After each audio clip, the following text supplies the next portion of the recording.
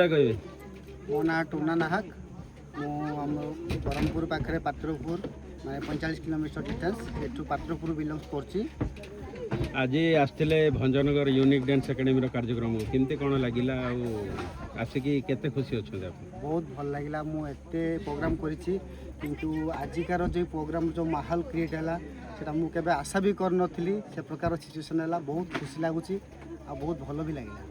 ଆପଣ ତ ସୋସିଆଲ ମିଡ଼ିଆରେ ହାଇଲାଇଟ୍ ଅଛନ୍ତି। ବର୍ତ୍ତମାନର ଯେଉଁ ଦର୍ଶକମାନେ ଆପଣଙ୍କୁ ଆଜି ମଞ୍ଚ ସାମ୍ନାରେ ଦେଖିଲେ, ଆପଣ ମଧ୍ୟ ଲୋକଙ୍କୁ ମଞ୍ଚ ସାମ୍ନାରେ ଦେଖିଲେ, କେତେ ଖୁସି ଏଇଟାକୁ ନେଇକି? ଆପଣ ବହୁତ ଭଲ ଲାଗିଲା। ମୁଁ ଏମିତି ଲାଇଭ୍ ପରଫର୍ମାନ୍ସ କମ୍ କରିଛି କିନ୍ତୁ ଆଜିର ଏଇଟା ବହୁତ ଭଲ ଲାଗିଲା ମୋତେ। ଆଉ ଆପଣ ଯେଉଁ ଗଞ୍ଜାମ ବୁଢ଼ୀ ହିସାବରେ ଯେଉଁ ପ୍ରତିଷ୍ଠା ଅର୍ଜନ କରିଛନ୍ତି ତାକୁ ନେଇକି କିଛି କୁହନ୍ତୁ ଆମ ଦର୍ଶକଙ୍କ ପାଇଁ। ଗଞ୍ଜାମ ବୁଢ଼ୀ ତ ସେଇଟା ଦର୍ଶକମାନଙ୍କୁ ଭଲ ପାଇବା, ଦର୍ଶକମାନେ ସେତିକି ଭଲ ପାଇନଥିଲେ। ଗଞ୍ଜାମ ବୁଢ଼ୀ ଆଜି ଆପଣଙ୍କର ଏଇ ଷ୍ଟେଜ୍ରେ ପରଫର୍ମାନ୍ସ କରିପାରିନଥାନ୍ତା। ସ୍ପେଶାଲ ଥ୍ୟାଙ୍କ୍ସ ଦେବି ମୁଁ ଜଗନ ଭାଇ ଏବଂ ଆମର ଗଞ୍ଜାମ ଟୋକା ଅଫିସିଆଲ ଟିମ୍ ଯେଉଁ ଟିମ୍ ମୋତେ ଆଜି ଗଞ୍ଜାମ ବୁଢ଼ୀର ଗୋଟେ ସ୍ୱତନ୍ତ୍ର ପରିଚୟ ଦେଇଛି।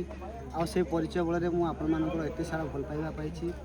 ମେନି ଥ୍ୟାଙ୍କ୍ସ ଗଞ୍ଜାମ ଟୋକା ଅଫିସିଆଲ ଟିମ୍। ହେଲେ ସେଇ ବୁଢ଼ୀ ଷ୍ଟାଇଲରେ କିଛି ଦୁଇ ପଦ କୁହନ୍ତୁ ଆମର ଦର୍ଶକଙ୍କ ପାଇଁ। ବୁଢ଼ୀ ଷ୍ଟାଇଲ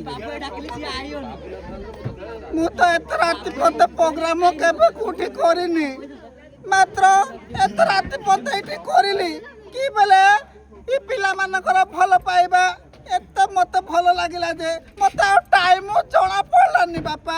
ବହୁତ ଖୁସି ଲାଗିଲା।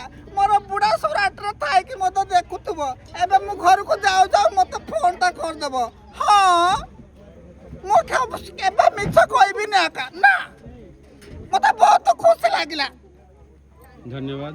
ଯାହା ହଉ ଆପଣଙ୍କର ଏଇ ଯେଉଁ ଗଞ୍ଜାମ ଭାଷାରେ ଦୁଇ ପଦ କହିଥିବାରୁ ଧନ୍ୟବାଦ। Thank you.